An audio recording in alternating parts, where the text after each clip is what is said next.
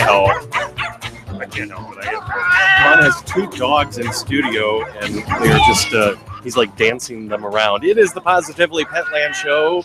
Glad to have you along, and I am Jerry Lawler on 800 KXIC, the Positively Petland Show every Sunday morning with Ron Solsrud from Petland of Iowa City. Good morning, Ron. Good morning. They put up with me is what it ends up being. Yeah, we all put up with each other. What are the breeds of the week? What were the puppies? You should have seen them. They're little miniature. What? We have a Yorkshire Terrier, okay, a little boy, and then we have a Yoshan, a little girl, and they're a little flavor of Europe. We have the Yorkshire Terrier from England, and then the Yoshan is a Yorkshire Terrier mixed with a Bichon Frise, so it's from France. And so we've got a little slice of Europe in the studio right now, walking actually over by Jerry. And they are small enough that they kind of just fit into your hand. Yeah. And I looked over, and you were like using them as puppets, going, "It's the Positively Petland Show." Da, da, da, da, da, da, da. All fun. All fun. They, like I say, they put up with me. The dogs, or we do? I think everybody puts up with me, including my wife. Okay, you can tone it down a little bit. Oh, goodness. Yeah, it has been hotter than you know what this whole entire week. Things are finally starting to calm down, but we're going to talk this week about staying hydrated and thinking about your pets. Right. Pets get dehydrated just like we do. They lose track of what they were doing and stop drinking because they were out playing and running. And then when it gets sometimes too late, they go, "Oh, not good." And we got to step in and help them out a little bit. These are some ways that you're going to find to keep them hydrated. And if you catch them off guard where they weren't drinking, you can quickly get them hydrated, back to drinking up some water and getting them going in the right direction again. I'm sure that somebody's done a study on whether or not dogs and pets have ADD. I think they were the ones that invented it. Dogs are like, "Hey, what's that over there? What was I doing? Yeah, oh, I squirrel. forgot to drink. It's really hot out. I should probably go get something to drink." It's like, "Hey, let's play. I haven't played for a while." It's been 6 minutes since I played. And these are cute puppies, and you have them in the store, correct? Yes. I've got a couple of Yoshans and a couple of Yorkies as well. So some to just play and figure out, that's what we're all about. Is this the right breed for you? And so we have that. I had a family down yesterday morning early, and they said, "We drove all the way down here because this is the only place that we can figure out, is this the right puppy for our family?" So they're playing with a lot of different breeds. We bring out the books, start educating you on this breed and that breed, and finding out what's the best fit. Because people that want large breeds but not a lot of time, and they're away from the home or whatever, hey, you might think about a small breed. They're easier in some ways, and then something that can get the exercise out that they need within the house. Where that large breed, you got to spend time with them. You got to get them outside. So finding that right breed for your family. And you've brought it up before that some people come in going, "I want this breed." And then they play with that breed, and then you educate, your staff educates, your counselors, I guess, educate them, and they go in a completely different direction. Right. Yeah. 70% of the people that come in looking for one breed walk out with a totally different breed. Yesterday, another story, which was, I thought, cute, but was, hey, they came in for a Newfoundland. And we were giving the Newfoundland a bath at the point. And we said, oh, they looked through the puppies and they went, "Hey, can I look at that Rottweiler?" We have the most gorgeous Rottweiler, so docile. It just cuddles you. Rottweilers. Get that one out. Yeah, it's one of those things that you don't normally say, but they are a beautiful breed. Where's the Newfoundland from? Did we do this just last week? It seems like we do this every single Sunday, is try to trip each other's up. I'm assuming that the how do you say it? Newfoundland. Newfoundland is from Finland? Newfoundland. Okay. Not old Finland, but Newfoundland. And but what was neat about this situation is they were playing with the Rottweiler, the Rottie, and they were head over heels. They said, "Oh, we love this one, but we do want to see that Newfoundland." And so when the Newfoundland came out, they went, "Oh no, this is exactly what we were looking for." The temperament here, the Rottie had a little bit more energy, not much, in this one, but then the Newfoundland was really lazy, and they said, "That's what that breed's all about. That's what I want. I'm seeing it. I'm I'm all about Sure. the Newfoundland, and that's what they ended up taking. But it's part of that process of getting in, and you always encourage people just to come in and play with the puppies and check things out. Yep. Because you're socializing the puppies. You are why we get one of the biggest compliments from our customers that take puppies home, and rabbits and ferrets and all the other things for that matter, because they are very well socialized with a lot of different people. That is one of the primary things that Petland was started at the 50 years ago this year, is socializing those pets to a lot of different people so that they get along with people much better. And that's one of the compliments. They go home and go, man, this dog just loves people. And I go, as long as you keep that going and getting more, your friends over, the kids over and all that kind of stuff, in being introduced to that dog will maintain that very social feel. And you brought up it is the 50th anniversary of Petland. Yes. A couple weeks ago, you were at the trade show. Are you starting to get some of your treats and toys in yet? Yes, we're still getting them ordered, and then once you get them ordered, and then you got to get them into the system so that when you ring them up, it actually rings up. So we're in the middle of that. What a concept! Yeah.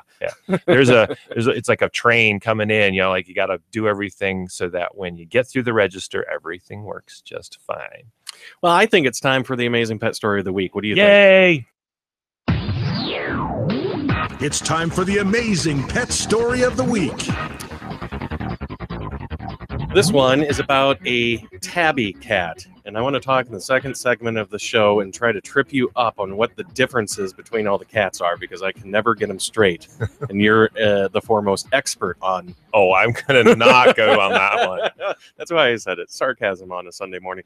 Some people would say that he was a stray cat, but that's a band, isn't it? Stray Cat Strut is a yes. That was the. Ooh, got you stumped on that one. I was trying to think of his name. Billy. Not Billy Idol. What is his name then? I don't know. Oh, we'll figure it out. You stumped me back. Okay, you got me. Nice job. This is written in the first person, so I've come to understand that he's actually a wandering minister who chooses certain people or families who need a special gift of love. Aw, the pumpkin is a caring cat. Folks who live on my street, Chickamauga Lane. Oh, I like it. That is fun. Would know Mr. Pumpkin as the cat because he's a very friendly fellow. He stops by regularly to visit anyone who welcomes him, sometimes even when they don't. Now, this is kind of, this is where it gets interesting. One summer, Pumpkin sauntered inside a neighbor's house for a quote-unquote visit, but nobody saw him enter the house. They were packing and leaving for a 10-day vacation. After a week of searching for him, we thought he had run away and disappeared. When our neighbors returned, they found Pumpkin inside their house, and he was doing just fine. He survived on leftover dog bones and got water from where? The toilet. The toilet. The toilet was completely empty. Lucky it had enough water.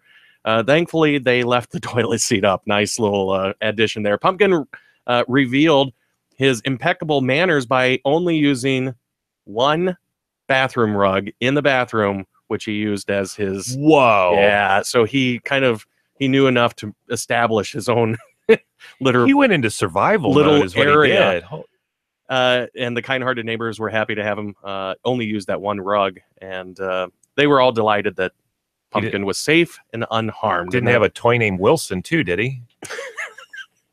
Because of the movie Survival Mode? Is that what you're talking about? That he needed a companion? Yeah, to keep it going. Oh, gosh, cats need that companionship. Our cat, while we were away on the Petland trade show, the 50th anniversary, when we got back, Gilbert came up with a whole new song that he sings when he's stressed out or lonely or whatever. And so when we came back, he always shares it with us. While we're in as you're coming in the house, he shares us the new song that he made up. And then he also shares it in the middle of the night, because that's probably what he was doing while we were gone. And then he makes sure that you hear it again at 7 o'clock, because 7 o'clock is when he eats. And if it's not in his bowl at 7 o'clock, he starts singing again. And I mean, what he comes out with, it's somewhere between. I want to meet this cat. Are you saying that the cat actually sings? I can't even. It sounds like a child singing, just kind of wandering around in some tones, kind of a thing. It's hilarious when he starts doing it. I need to meet this cat. I just had a picture when you said that he came up with a new tune that he had to share with you. Yeah, every time. I pictured your cat coming out in a top coat with a cane going, hello, my honey. Hello, my darling. Hello, my So let's doll. paint the picture. He's a black cat with a white tuxedo. That would have been perfect. White paws, yeah. And with a cane and a top hat, he would look perfect. It is the Positively Petland show. We're going to be talking, what are the two breeds again? We're going to talk about the Cocker Spaniel. That's the breed we're going to review. In studio, we have a Yorkshire Terrier and a Yoshan playing around, actually quite active and having fun. And then we're going to get into pet hydration, some really unique ways that you can help your dog or cat stay hydrated during these really hot months. It's the Positively Petland show on 800 KXIC. We'll be right back.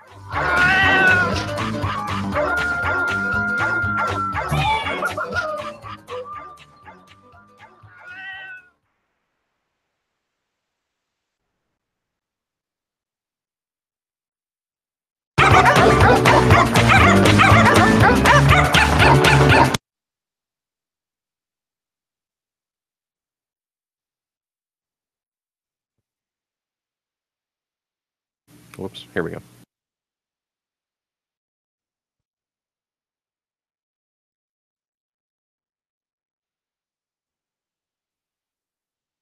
You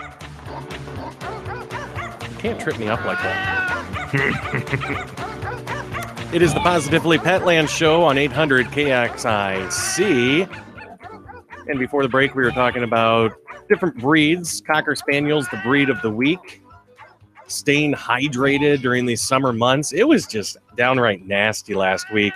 And we were talking, your power went out at the office for a short time when there was a brownout last Sunday. Is that correct? Yes. Yeah, last Sunday. I think it was here. The store started calling me at 3 o'clock. So somewhere in that time frame. And they just were saying, the lights are flickering on and off. And I'm like, no, they're either on or they're off. What are they? They're flickering on and off. And I'm like, oh no, that's an aggressive power bump that we were experiencing at that point. And so that's the difference between a blackout, everything goes down, but during a brownout, which was the cause for it last Sunday, you lose certain phases. And so if certain things are on one circuit and it powers different things, you know, you literally could have a ballast in the ceiling. One bulb would be lit and the other one wouldn't be because it's not getting enough juice to do its job. That's exactly. They were saying, we've got some lights flickering, but the other ones are on. So it's funny how different lights were, same exact light, 50 of them throughout the store. How long was power out? I think they had about 2 hours worth of bumping. Oh, well, that was, luckily that was good. So everybody was safe and everybody was comfortable. It's not like it was out for 2 days. Right. Right. And then we would have heard about that. We got the crews in early the next morning then to get everything up and running because there were some damage that was done, but it would all, we have backup in our store for sure. And so we had a fan system cooling everybody down, keeping it good. Good. Well, as long as everything worked out. And so we were talking about the breed of the week, the Cocker Spaniel. But before that, oh no, who's the lead singer of Stray Cats? I'm looking at the gentleman. He's a good-looking English. Yeah? Oh wait, you actually know it? I do because I looked it up. Is it Brian? It's Brian Setzer. Yeah. And he's still around. He plays on that, I call it the BB King guitar. It's kind of got that old-timey feel. You can see it. Yeah. But he's still performing, and he puts on one heck of a show. Wasn't he in Coralville? Like on like a rag ride or something? In the area. I want to say, I can't remember exactly if it was for the big ride or not, but yeah, he's still around. Yeah, Brian Setzer Orchestra is his new. Oh, that's gig. what he's doing. Yeah, he just not. Does he still do his songs like his old? Yeah. Because he wrote and everything. But cool. Small little tangent. It's the musical hour on the Positively Petland show.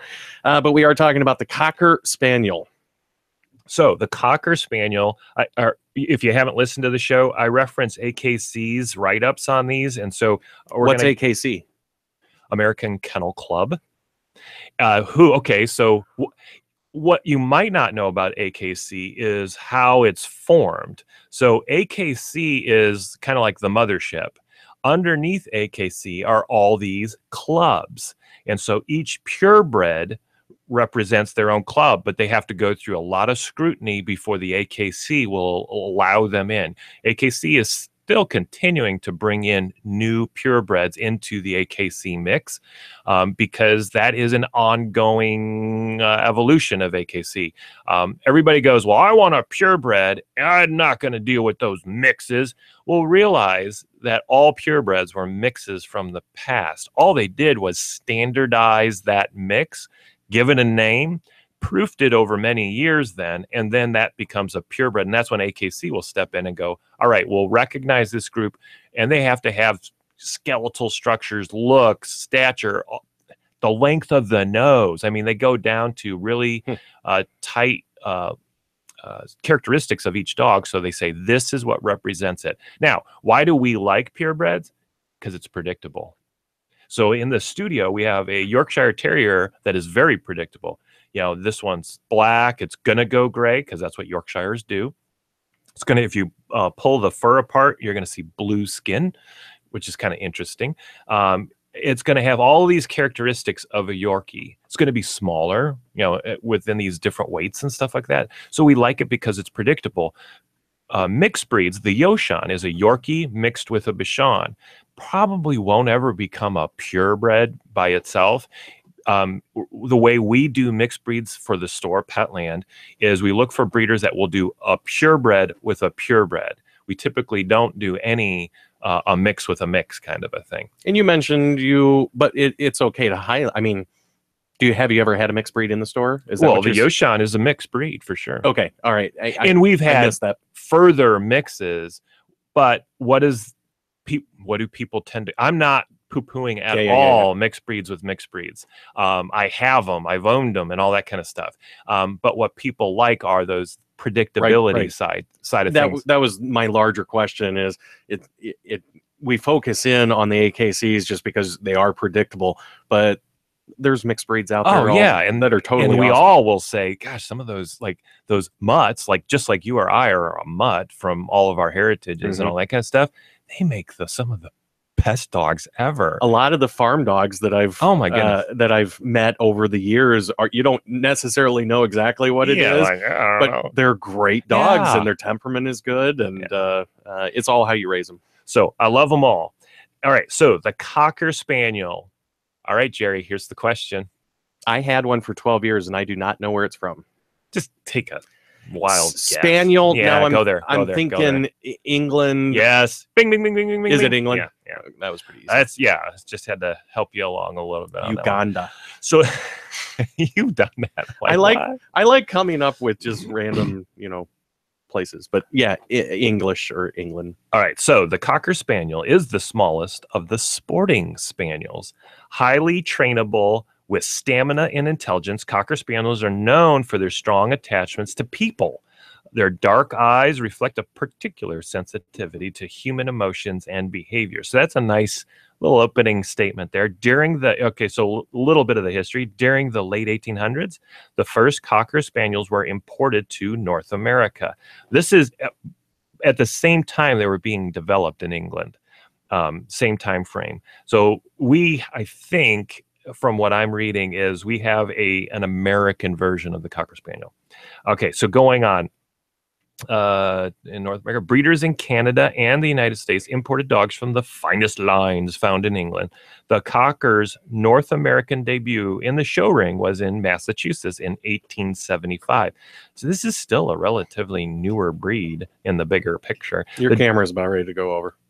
The camera keeps on moving. I've noticed the dogs are screaming around the studio right now. Yeah, and they like the legs apparently on the tripod for the camera.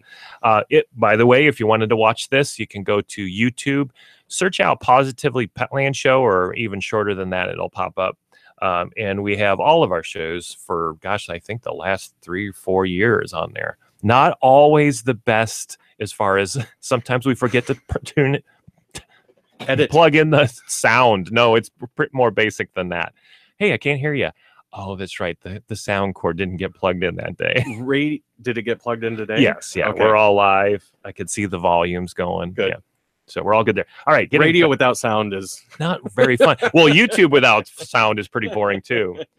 At least you have something to watch. I digress. Anyway. So the dogs exhibited were long back. Okay, so this is neat because back in 1875, the Cocker Spaniel still looked different than it did today. They were coming up with the new standards. The dogs exhibited were long backed and short legged, and Cockers remained so until the 1930s, when Herman Millington's iconic sire, called Red Brucey, produced a more up-on-leg dog with a shorter back, the type we see today. So they are merry, happy, and affectionate. Today's Cocker Spaniel is versatile and competes at the highest levels in agility and fly ball events, as well as doing community service work in animal-assisted therapy programs. So that's kind of a nice mixture of a dog there.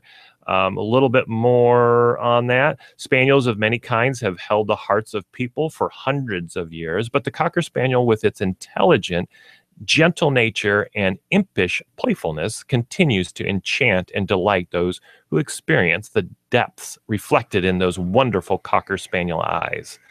You got a comment? No? All right. I was just saying, it's amazing. They're kind of going after each other in the studio here, and they're full of energy. And one's the aggressor, and then 10 feet later, yes, it's the other way it's around. like, no, come get me. Yeah. I'm mesmerized by them. Right. When you come into our store and you see the puppies play multiple times a day, hey, those dogs are fighting. I go, well, okay, if they were fighting, there would be blood. There would be, not those dogs are playing. Mm-hmm. And if it's usually the boys that point this out. Hey, those dogs are fighting. It's interesting. The boys are pointing this out. I go, boys, those dogs are playing, and that's good right there. I go, it's just like when you get a little rough and tumble with the other boys and all that, and they go, oh, okay, and then they'll grab mom or dad. Look at, they're playing in there, So it's neat how dogs play and everything. Especially if you haven't been around dogs and you don't know, quote unquote, the demeanor of just dogs in general, you can tell the difference when it switches, and it switches very quickly, and it's very easy to tell when it's not playful anymore. Right. Even when the growlies start coming out, at first, the growlies are, I'm warning you, kind of thing. You just went above my patience or whatever. And then it switches very quick. My brother had a Chihuahua and a Pug. And sometimes that's an interesting dynamic. And sometimes the Pug will just poke the Chihuahua just a little bit too much and snap. Anyway, continuing with the Cocker. So here, just living with the Cocker, what's that like? The Cocker Spaniel is merry, happy, can-do dog, and he will be charming companion for all kinds of activities. Cockers love people and enjoy showing off, so they excel in dog shows as well as in obedience and agility. So it keeps on going on and on about this is one of the best breeds ever for a family dog. So some things to also know about Cocker Spaniels is they're a shedding dog. So you'll see that, well, you go, hey, Ron, they're long hair. Doesn't that mean that they're a non-shedding dog? Their hair sheds as that hair gets longer and longer. And so this dog, what I would do if I was sensitive to the shedding aspects of a dog is I would keep it well groomed. So I'd be making a visit to that groomer every month to 2 months. They will trim it up so that it is shorter hair. That way, it still will shed, but even when it sheds, it's not as noticeable. And then on top of that, I would use, if I'm keeping it shorter, it's prime for a Furminator then. And so I would supplement with a Furminator, which removes the loose hair very easily and very quickly. And so by doing that, you'll keep that under wraps. But holy cow, this is one of those best family dogs ever. You had a dog. You had a Cocker Spaniel for how many years? 12 years. 12 years. So what was it like living with your little Cocker Spaniel? I was younger at the time, so I would say we had him when I was probably, or her, excuse me, probably 7 to then when I just left high school. I think she died, probably my senior year or something like that. It was great. Just a loving dog. At that point, we had 4 dogs in the house, and so there was always companion going on and just playfulness. But no, she was a great dog. Yeah. Did you do much grooming, or did you we always had her, trimmed down, and mom would always do, I guess, the traditional Cocker cut. So the ears were always a little bit longer, and we always kept her trimmed up pretty good. Yeah, so that makes it easier. Even with a non-shedding dog, getting them groomed keeps things so easy. There was a customer last week that has a Shih Tzu, oh no, a Havanese.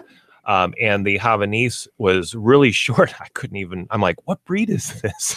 Like I couldn't even, because the hair was so short. And what happened for them, and typical for a puppy, that puppy coat gets matty, and luckily they usually grow through that so that the next coat, so you get them trimmed down, get rid of all the mats, and then that next coat, the adult coat, comes out and it's less matty. I think it goes from a fine hair when they're puppies to a little bit of a coarser hair in some cases, and so they were waiting for the hair to grow out. They kind of were one of those, oh, we can't get it to grow out fast enough. I want to regrow my ponytail and use the Furminator on me. That would be the Furminator would work really well right now. Seriously? Actually, yeah, let it go a little bit more. It's meant for more shorter hair dogs, up to, I don't know, about an inch or so. Then at the longer, it doesn't work as well, and so that's why I just cut that off and go back into it. I'm not sure how long it would take me to grow my ponytail back. I think at this stage in the game, it's going to be a year, 2 years. check back in 2019 and say, no, I'm done with the ponytail days. Yeah, I'm long. I never had the ponytail. I did have long hair, and it was in grade school of all times. It was more in that 5th, maybe into 8th. I didn't cut my hair from about 10th grade to my senior year, and so it wasn't a horribly long ponytail, but I looked like a Zach Morris from Saved by the Bell, just kind of. Yeah, it was bad. You know what's ironic? With a jean jacket, also, mind you. What's ironic about this conversation? I just remembered a dream I had last night. You don't want to see me in long hair. I grew a long hair in the dream. I thought it looked really cool from the front until I turned around in a mirror. Why is this a dream? I have no idea. Turned around in the mirror. It was all janky and short here, long there. It did not look good. So yeah, it's nice to keep it short and groomed the same way that you would keep your dog or your cat. Or nice bringing it back in. I like it. So grooming is a plus. I know sometimes we go, oh, I don't want to go back to that. The groomer, it's costs and all that. But holy cow, they do such a nice job. And so it's always, they look so pretty when they come back. And you have Cockers in the store right now? I have 3 Cocker Spaniels right now, 2 in that cream buff side, and then I believe 2 in a brown as well.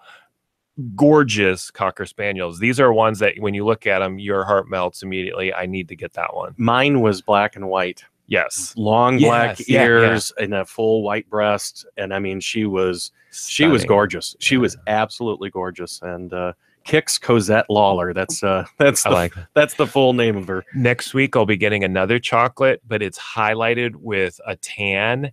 It has eyebrows. So it's brown, but it'll have tan eyebrows and then tan highlights on the undercoat. Fun.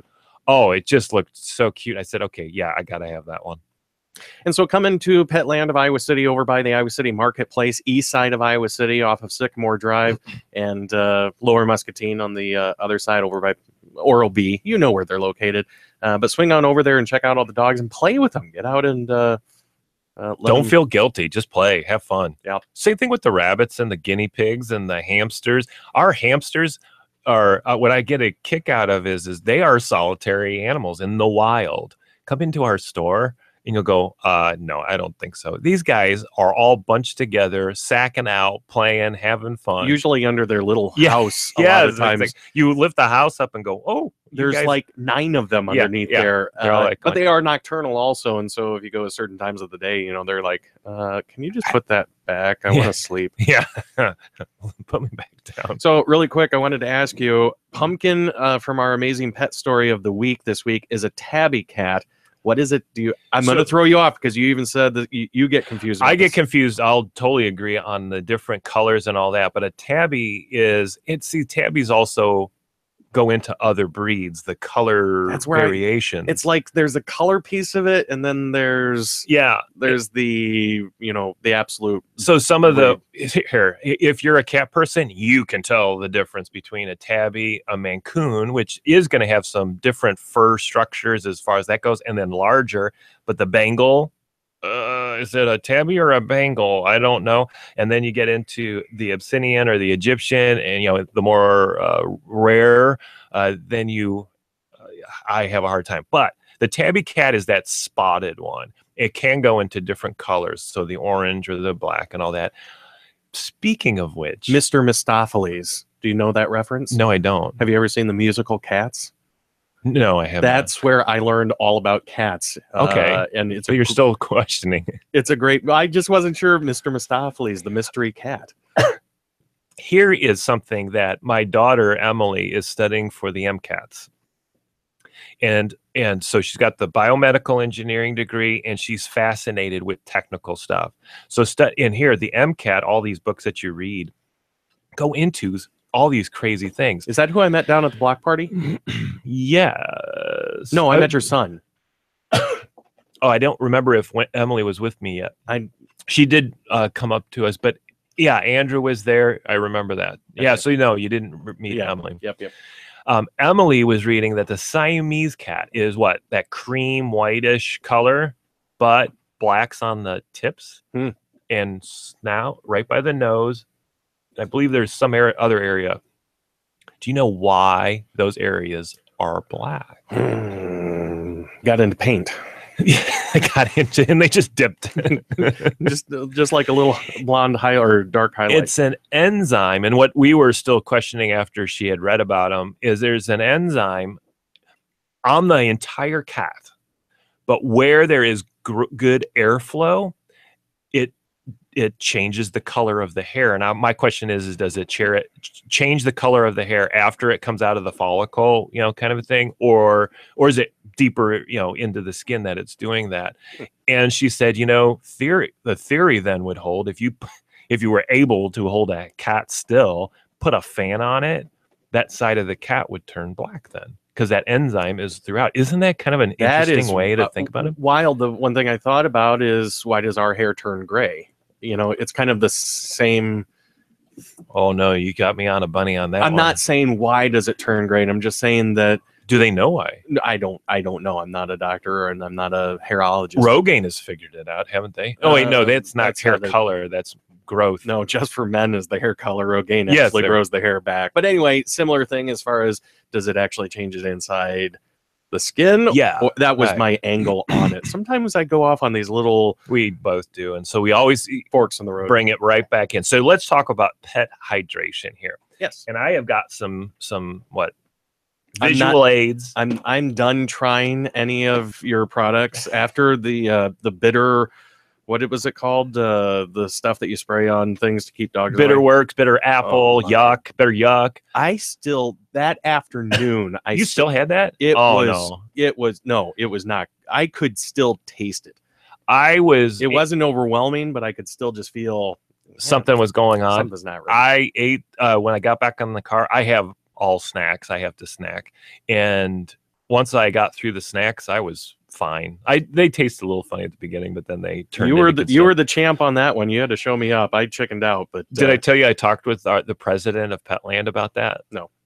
So Ed Kunselman is the founder of Petland. We celebrating the 50th year, and I was sitting at a table during the trade show, and Ed sat down with us, and it's always fun to hear stories from Ed and all that. Well, here I'm telling him stories. They talked about how we do TV, and they actually watch the radio shows and listen to the radio shows and all that. They talked. I said, "Oh, did you see the one about that where we were spraying Bitter Works and Bitter Yuck into our mouths?" He looked at me, and said, "What are you doing?" And as so after that conversation and some more, he got up and he turned over and talked with the president, and he goes, I questioned Ron when we were bringing him in, but I think he turned out okay. So that's where I'm at. This is my 15th out of 20th year in radio, and a lot of times I do say things that are just meant for that shock factor that I have no intention of ever doing. And that was one of them. And that was one of them where I was like, oh, I should probably try that sometime. That was like 4 months ago, and then you show up with it, and I'm like, no. I say a lot of things that aren't, not necessarily lies, but sometimes I embellish just because it's good storytelling and whatnot, just to get the reaction. And I showed up with it, and I was like, no. I want to know how many guys, because this is more of a guy thing, that try that kind of stupid stuff. We're that silly and stupid to do those kind of things. I want to know how many families went home and said that the husband brought is usually then going to be the boy. You know, hey son, come over here. You want to try it like they did on radio? Want to try something? Sure, Dad. It's got apple in it. Yeah. So, all right, hydration. So we're probably going to have to go through a little quicker on my hydration show and tells. Ways to keep your dog and cat hydrated during these hot months. So right now I'm holding one of those expandable bowls so you can like carry it on your belt, and it's pretty non-obtrusive. You can put it in a backpack fairly easy. And then when you need it, you'll pop it into a bowl. So now it goes from like a plate to a bowl. That is an easy way for you then to pour the water that you probably have in your backpack, whether it's a bottle or those hydration packs. Pour some water in there so your dog can now drink from it. Or if you're over at the dog parks, they have the actual spigots there where you can fill up water. Fill it all up and do good there. Then on the same note, we've got the bottle that you can fill up at home, and it then holds onto your backpack or on your belt loop or whatever. You can tip it up and that is slick. very cool. We sell a lot of these. And so now the water is going to drain into a trough for your dog to drink. That's so sick. So again, and then if you are done, you pour it out, lock it back in, and now you've got more water to do in the future of your walk. So that's cool. At home, we have a gel mat, and we're going to be bringing some other ways to literally cool your dog down. This is showing how you just put the cool mat into the bed or wherever they're sitting. And you put the bed first into the refrigerator or into the freezer, depending on how cold you want it to get, and then put it into their bed, and that cools the dog down. I could buy 6 or 7 of those and put them in my bed. Yeah, and just lay on them and have fun. Some neat things to do. We have pet electrolyte. So this is Gatorade for dogs and cats. Do you give them that straight? No, you do dilute it. Oh, yeah, there it is. Yeah, this is a concentrated formula, so you dilute this down. So it's a bottle that will last quite a long time. We put it into the refrigerator in our house. But if it's during the hot months and they're running around outside or inside, realize inside they're getting dehydrated. Wow, there was a lot of D's that came out there. Dehydrated even on the inside of the house. So we then squirt a little bit of this into their water bowl. So that's a really good product to have on tap. Then getting into what I think, this is from the trade show. So things are coming in from the trade show. So these are gravies. We started with this company by getting things in cans. So, a way to hydrate your dog or cat is to literally feed them canned food, because there is water in that canned food. And so now you can keep that hydration going. In fact, cats all year long should have a little bit of canned food in their diet because they tend to, in general, not drink enough. My cat drinks plenty, but there are cats out there that don't. And so having canned food in their diet, as you want the kibble, that's their primary, but then adding a little bit like a tablespoon of canned food is a nice way of getting some hydration. This one of those companies that make canned food, this is called Fruitables, they have pumpkin in a can. Well, we must have talked with them about that product and said, hey, can you get that in a more liquidy? We'd like to pour that over and then have a nice cap on it that you can put it back in the refrigerator. And we mentioned last week that pumpkin is a nice regulator either on the constipated side or the loosey side. Loosey-goosey right, side. It brings it back. And so now you can pour, we have that pumpkin now in this carton, it would be called. It's amazing the products that they have out there now. Right. I mean, none of this stuff never really existed when I had my dogs. This is the first time this has ever been done. Yeah. What I'm holding, and it's by Fruitables if you want to go check it out. And it is meant to add to their diet to supplement in different ways. If we think that any dog kibble is the only thing that dog needs to eat for the rest of its life, we're wrong. I don't care if you're spending over $100 on the bag. We want to put more into their diet because we do the same thing. I guess to make sense of it, we do the same thing with our own diet. So these are ways to bring other things into their diet that will benefit them. So give them candy. No, that's not the way to do it. But pumpkin, to have that as part of their diet increase because they have constipation, you're now feeding them so that you solve their issues. So if they have joint issues, get closamine and chondroitin in there. If they have skin and coat issues, like especially during the summer months, when we have a lot of grass allergies out there with dogs. You want to pump up the omega-3s and fatty acids so that they have the healthiest skin and coat. That might not take care of all of it, but that will definitely help them out in there. But we're talking about these cartons. They have a high percent of moisture in them. That's how they dilute all the good stuff. But we also have it in chicken broth and beef broth. I'm telling you, you pour this stuff over their food, they're going to be lapping that stuff up. So if you're having an issue where they're not eating, this would be great. Not drinking, pour some in there and you're going to get some hydration into them. So that's all by Fruitables. We talked about the broth bowls, the stuff in the cartons that we've been talking about. I know you're not a doctor, and maybe this would be a question for one of your veterinarians. With the bowl, and maybe this is a rumor that I've heard, that you don't want to share the same bowl, say at a dog park with several different dogs, because that's a way that they can catch things. Have you ever heard that before? Well, most definitely is going to be they're going to catch things that way. But I think by going to a dog park, you have already violated that rule, because another way that they transmit, and I think it's more prevalent than a bowl, is poop. Dogs eat poop. It's not a dementia issue or a wrong issue. They just eat it. So when they're out there, their paw will get in it and they'll lick their paw, or they'll literally just go and eat it. We were just always careful with our Dane. It's a nice way of prevention. I probably would do it myself, but by going to a dog park, you've already exposed them to a lot of different things, and that you want to be knowledgeable about that.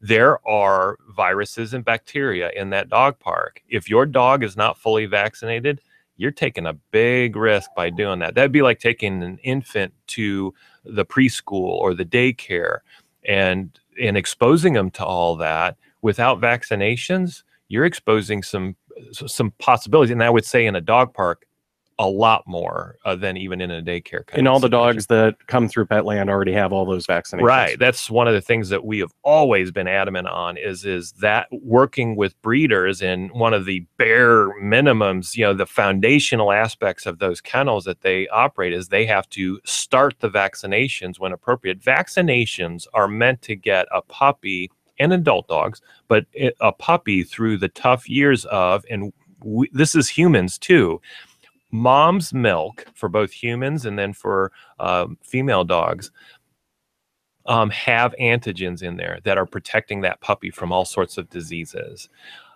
As those antigens die off, that's when you start vaccinating. They don't have there is no exact science, because it dies off, the antigens fade away at different stages for different dogs for different litters. So you have to start them at a very early age, usually around 4 weeks. And then you actually continue. At 4 weeks, you give this round of vaccination. At 6 weeks, you give the same exact vaccination because they don't know whether the antigen is gone or not. Antigens will also deactivate the vaccines, which is kind of that's why they give the That's counterproductive. Yes, and that's why they give the same vaccination multiple times. Got a little detail there, but that's... Is it still law that you have to have a rabies? I know... Yes. Oh, yeah. Yeah, there's a tag, and if you're caught with a dog that doesn't have rabies vaccinations, you can also produce documentation from your veterinarian if you didn't have the tag. But yeah, that is a requirement for Iowa City and for most cities. You know what? It just makes sense. You never want to experience that in your dog. As the dogs get older, they tend to grow a very stable immunity to guard off a lot of this stuff. But there are some that bleed through, like rabies can bleed through even with an adult. And that's why we supplement it with a vaccination. So got about 5-6 minutes. My warning bell just occurred. Okay, so here is another way to put hydration into a dog. What am I holding in my hands? Tennis ball with a knot string and a rope. Yeah, on the other hand. Ropes. Well, wait, I'm not seeing any knot string. A rope. I said there's a joke in there somewhere. No, there isn't. It's just, who says knotted string instead of rope? And then I saw the label on it. It's like rope. I said knotted string. you can get into a joke on this one, but I'm going to shy away. All right. So what you can do with the rope toys that you have at the home is put them into under the water, get them all saturated, give it back to the dog. And so now they're going to start getting more hydration. For small dogs, this is a great way of getting hydration back into them. If you have a dog that hasn't been drinking, like what you said, I don't know if we said that on air. When you get dehydrated, sometimes you got to come back into water slowly. Yeah. This is a nice way of bringing them back into water slowly. So you can soak the rope underwater, get it all nice and saturated, give it to them then, or you can even put it into the freezer. Now take it back out. Now you got a nice cool toy for that dog. And then my final show and tell that I have is a recirculating water dish. So this one that I have right now is for a cat. You can use exactly the same thing for a dog. But what's happening here is you did or did not have a cat? I had a cat when I had a roommate for 1 year that I had a cat. Okay. How did that cat drink? I don't remember. Did it drink from the faucet or anything? 20 years ago. Okay. Any faucet drinking going on there? You would remember. I had a tenant who had a cat who would always, and because I always had to go over and clean out the drain because the cat would sit in the sink and just kind of sit there and lick things. Right. And so there are faucets running right now in people's homes, and the cat is drinking that water. And what the owner found out was I got this bowl, but holy cow, my cat drinks so much more if they drink from a running water. They would intentionally leave the tap on just a 16th of an inch or whatever it is, just to get that little drip going. And I'm like, yeah, but then I got to come over and actually clean out the P-trap and whatnot. But anyway, that's so here you're right. Things happen when you do it. You're also going to create a leaky valve. It'll eventually wear a little rut in the valve stem of that, and so now, or the seat, and so now you're going to have that problem. So you can get away from that by having a recirculating little fountain. You do need a plug for most of these, and so you can plug it into the wall. Now the water is going to recycle through a filter, a carbon filter even. The carbon filter is going to take out those smells. Cats are sometimes finicky. Oh, that water's been in there for a half a day. I don't like it anymore. Okay, now you've got something that's fresh for them, and they're going to like that and drink more as a result. It's the Positively Plumbing Show. So a recirculating fountain, I'm going to keep on going. So the recirculating fountain is great for dogs and cats, and we've got different sizes. I specifically love the brand that we use is Cat It and Dog It. They have multiple different size fountains. Why do I like that brand? Because that manufacturer ships in free motors, recirculating pumps, so that we can hand them to our customers when they get clogged. That's the only bummer with these recirculating fountains. We have hard water, and so over time they're going to get a little bit of calcium. If you bring them into our store, I'll actually show you how to clean it. It's really simple. You take it out, snap it apart, clean it up a little bit. You might even soak it in a little bit of vinegar. You actually might just plunk it down into vinegar, and that'll actually do all the work for you. Run it a little bit on top. Don't spray anything because the fountain's going to go then. But that will get that in there so that it dissolves the calcium.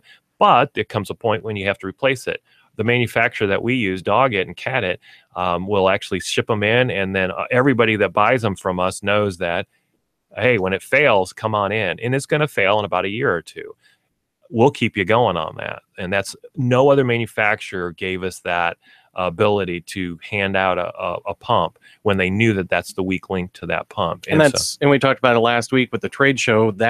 You've been doing this for a long time. This is what we come up with. You know the products, and you know the service, and you only put the quality products in Petland. Yep. There you go. Any final thoughts before we wrap up?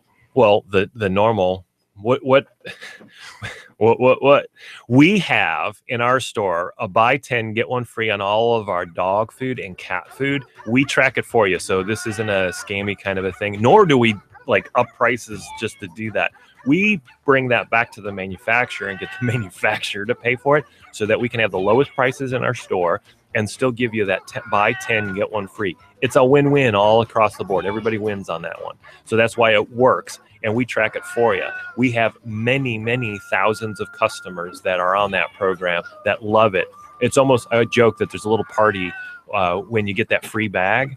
It's like the balloons come down and all that kind of stuff. It's a fun thing. And then we do the $5 nail trim. You can't beat a $5 nail trim on your furry friend. So whether it's a guinea pig, a rabbit, a dog, or a cat, bring them on in. Bring your vaccination schedule with you. We'll do it right then and there. No appointments necessary. And you have Cockers in store. Yes, we have 3 Cocker Spaniels, and I've got more coming. So check them out. This very gentle, loving breed. You gotta experience them to know them. And what are your hours today on Sunday? Noon until 6 on Sundays. But all other days, we're open from 10 a.m. until 9 p.m. But on Sunday, today, we're open from noon until 6. You want to learn more about us? Go to petlandiowacity.com, and you can see all of the puppies that are available. Watch out. You're going to spend some hours on this one because they are beautiful pictures up there, learning about, we've got breed information. So, hey, I want to learn more about the Cocker Spaniel. Go on our website, and under breed information, you can find out more about Cocker Spaniels. And I think there are now 200 breeds listed on there so that you can learn about all these different breeds, as well as all of the puppies that we have in the store. It is the Positively Petland Show, and I would say also we air the show every Sunday morning at 9 o'clock. If you have a question for Ron that you would like me to ask him, email news@kxic.com. Put into the subject line, question for Ron from Iowa City Petland. You don't have to type all that in, but just say question for Ron, and we'll ask it next Sunday. We'll see you back here next time. Thank you, everybody. Thanks, Ron.